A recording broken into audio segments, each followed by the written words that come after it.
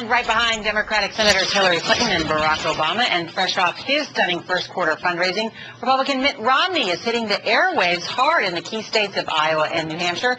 Today, where fellow Republican Rudy Giuliani is also campaigning. Here's a new television ad for Romney in which he appears to be distancing himself from President Bush.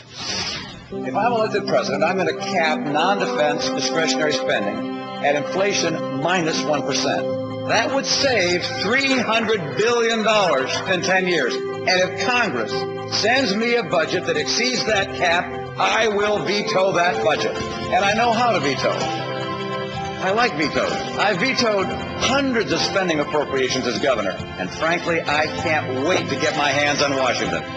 I'm Mitt Romney, and I approve this message. Jim Dyke is Senior Communications Advisor to the Giuliani campaign. And Jim, good to see you. It's interesting given what's going on so early in this campaign. I mean, Mitt Romney raised over $20 million. The candidate you're working for, Rudy Giuliani, raised about $15 million. Isn't this why it matters? Because now Romney has money to run ads this early? Well, I think you have to, certainly as part of why it matters, you have to have resources to be able to mount a campaign. You know, there's lots of different ways to look at the money. You mentioned the amount raised, and the Romney campaign did a fantastic job. They raised $9 million before we had phone lines, so they've done an incredible job. We also think it's important to look at the resources that you have to spend.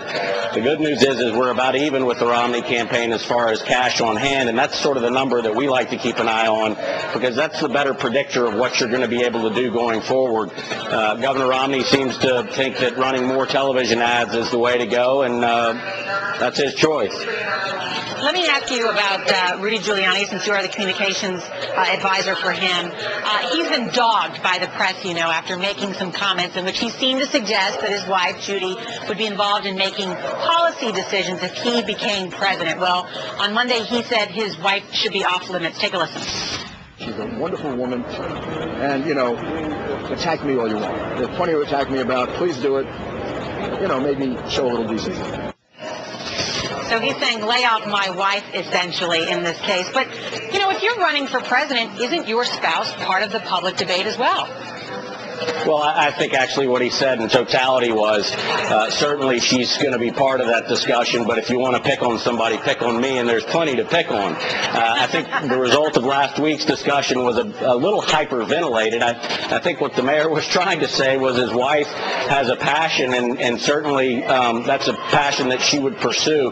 He certainly wasn't suggesting, as I saw one place, that she would be a member of his cabinet or other things. So there may be a little bit of over-analysis of the words. But Jim, he did say if she wanted to sit in on cabinet meetings, she could.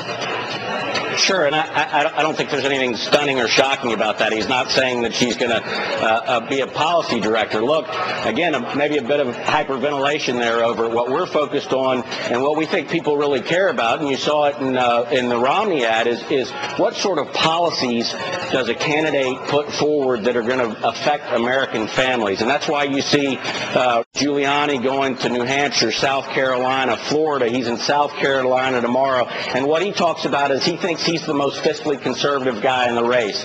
Cut taxes 23 times when he was mayor of New York City. Not the most conservative location in the country, by the way.